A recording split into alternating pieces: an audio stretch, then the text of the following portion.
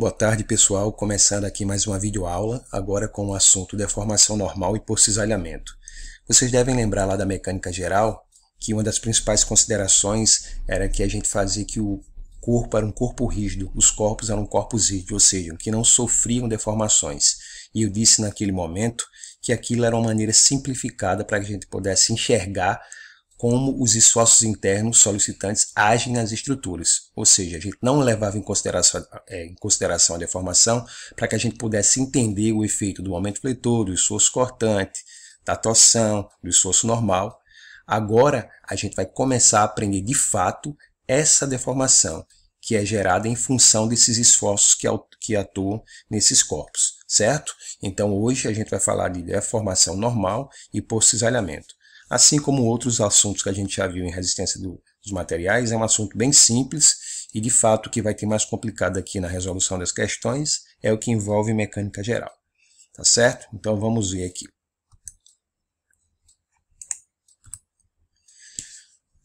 Deformação. Então, sempre que uma força é aplicada a um corpo, esta tende a mudar a forma e o tamanho dele, ou seja, essa, de fato, é a condição real.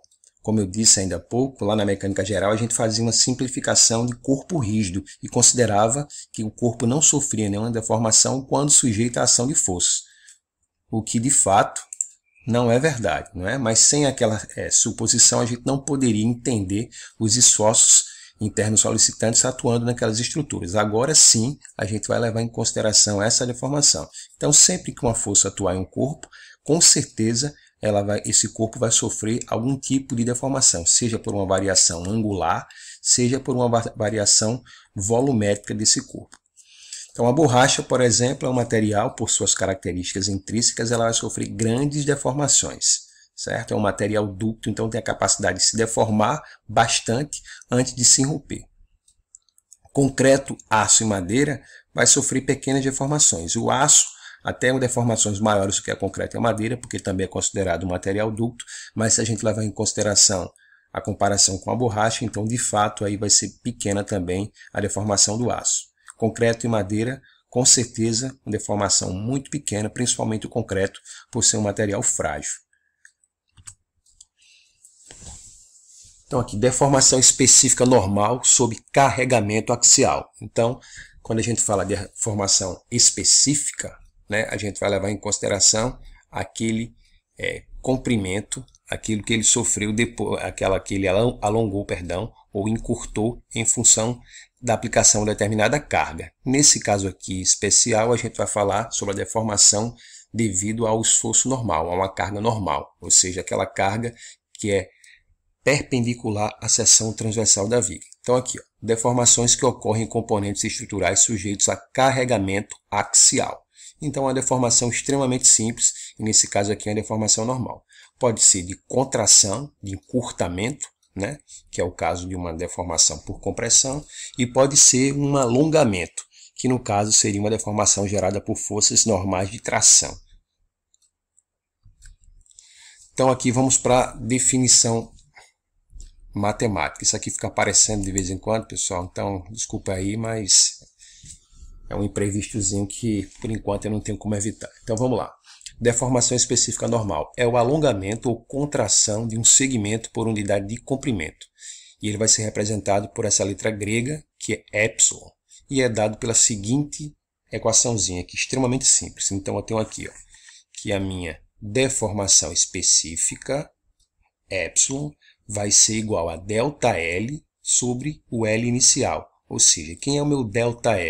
Comprimento final do corpo, menos o comprimento inicial do corpo, dividido pelo comprimento inicial.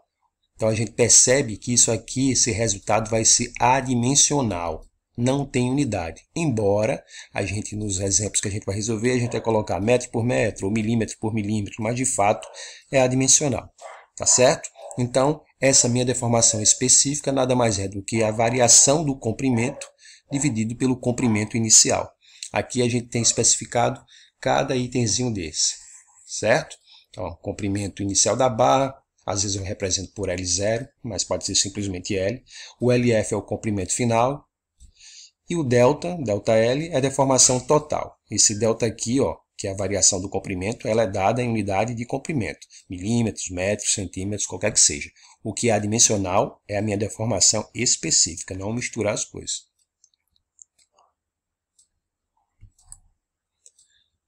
Quando epsilon é positivo, a reta se alongará. Quando epsilon for negativo, a reta se contrairá, ou seja, quando for uma força de tração, a gente vai considerar que essa deformação é positiva. Quando for uma contração, ou seja, uma compressão, quando for uma compressão que vai diminuir o tamanho do elemento, então a gente vai considerar essa deformação negativa. Extremamente simples e de acordo com o que a gente já viu até agora.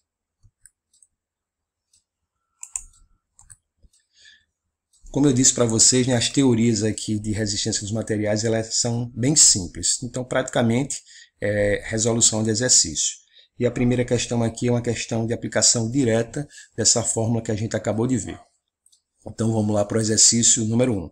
O diâmetro de um balão de borracha cheio de ar é 150 milímetros. Se a pressão do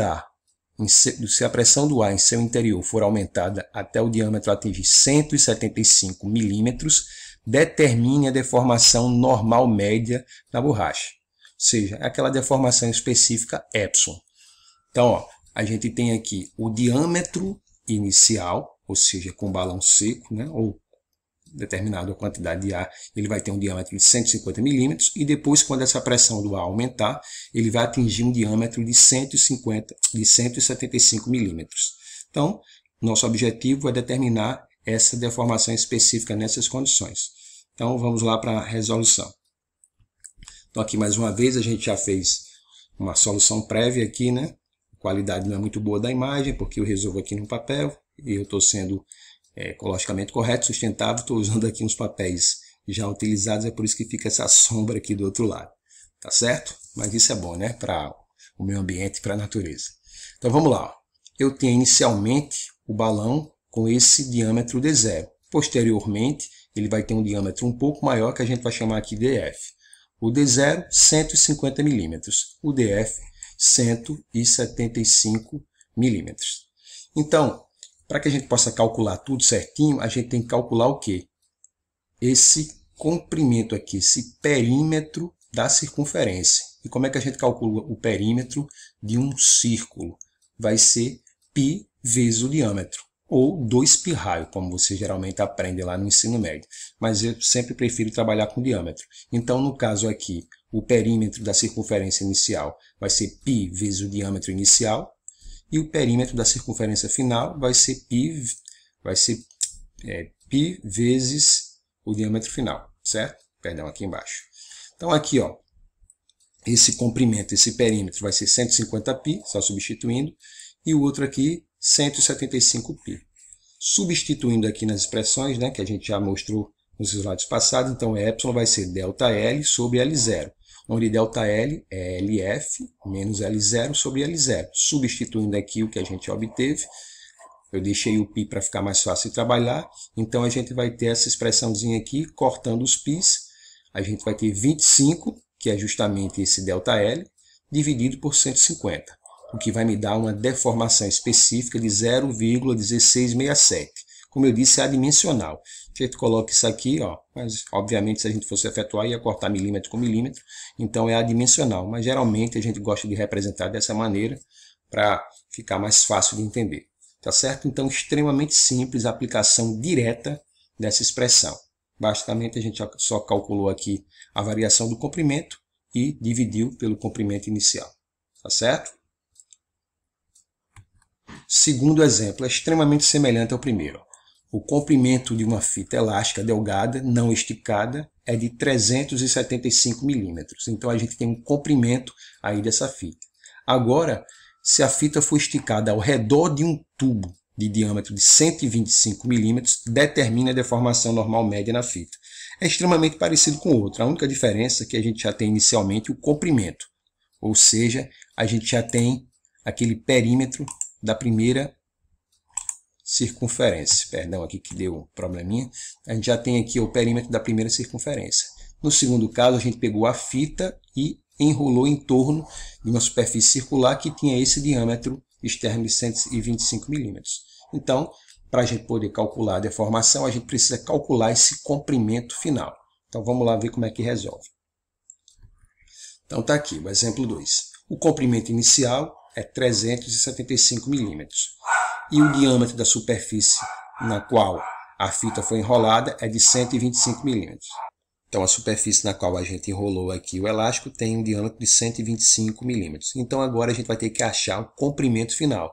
Então, o comprimento final é justamente o perímetro, que vai ser π vezes d, certo? Então, aplicando aqui, substituindo o valor de d, a gente vai encontrar um comprimento final de 392,70. Jogando na fórmula, então aqui epsilon é igual a ΔL sobre L0, onde LF é 392,70, o L0 é 375, então fazendo aqui os cálculos, a gente vai encontrar uma deformação específica de 0,0472 milímetros por milímetro, ou simplesmente não coloca a unidade, tá certo? Então, mais uma questão extremamente simples de aplicação direta da fórmula. Agora vamos para o terceiro exemplo. Tenho mais 3 minutos e meio, acredito que dê tempo. Esse aqui é um pouquinho mais bem elaborado. A barra rígida está sustentada por um pino A e pelos cabos BD e CE. Se a carga P aplicada à viga provocar um deslocamento de 10 mm para baixo na extremidade C, ou seja, essa carga vai ser aplicada e essa ponta aqui ela tende a descer 10 mm. Determine a deformação normal específica desenvolvida nos cabos CE e BD, certo? Então, também muito simples, porém exige uma interpretação inicial.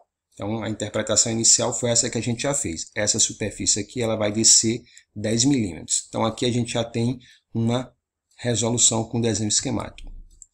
Então, temos aqui ó, a superfície normal, os cabos BD e CE, e após a aplicação dessa carga, houve um deslocamento aqui desse cabo CE de 10 milímetros, certo? Então, a gente quer saber qual a deformação específica nesse cabo e nesse cabo. A gente já tem os comprimentos iniciais dos dois cabos, que são de 4 metros, ou seja, 4.000 milímetros. E a gente já sabe que a a variação de comprimento aqui, o ΔLSC, é de 10 milímetros. Então, a gente já tem como resolver aqui esse primeiro cabo. Mas é importante já a gente encontrar os parâmetros para resolver tudo de uma vez. Então, está aqui, ó. Tanto o DB quanto o EC tem comprimentos iniciais de 4.000 milímetros. E a variação aqui do comprimento de EC é de 10 milímetros. Então, o comprimento final, que a gente não vai nem utilizar, é de 4.010 milímetros. Agora, como achar essa variação aqui, ΔL/dB, ou seja, essa variação do comprimento? Simplesmente aplicando aqui semelhança de triângulo. Então, a gente tem aqui ó, essa variação de comprimento total, ΔLSC sobre 7, que é o comprimento total, ou seja, 10 está para 7, assim como essa variação que eu quero descobrir está para 3. Então, resolvendo aqui, eu vou ter que ΔL/dB vale 4,2857 milímetros. Tá certo? Então, agora aqui jogando naquela forma que a gente já vem trabalhando, eu vou ter que a deformação específica nesse comprimento de EC vai ser a variação do comprimento, tá chato isso aqui, né? A variação do comprimento, que é 10 milímetros, dividido pelo comprimento inicial, que é 4.000, então a gente vai encontrar aqui 0,0250 milímetros por milímetros. E no caso da barra dB, a variação do comprimento, que a gente acabou de achar por semelhança de triângulo, 4,2857, dividido pelo comprimento inicial, que é 4.000. E daí vai me dar 0,00107 milímetros por milímetro. Tá certo? Então, bem tranquilo, bem fácil. Acredito que todo mundo deve ter acompanhado. Se não acompanhou, é só retornar e escutar mais uma vez. Peço desculpa aí por essas mensagens que ficaram aparecendo. Um ou outro cachorro que latiu aqui, é difícil conter os cachorros, mas acredito que não interferiu aí nas explicações não. Certo? Então eu vou encerrar por aqui e vou iniciar a aula de deformação por cisalhamento. Um abraço.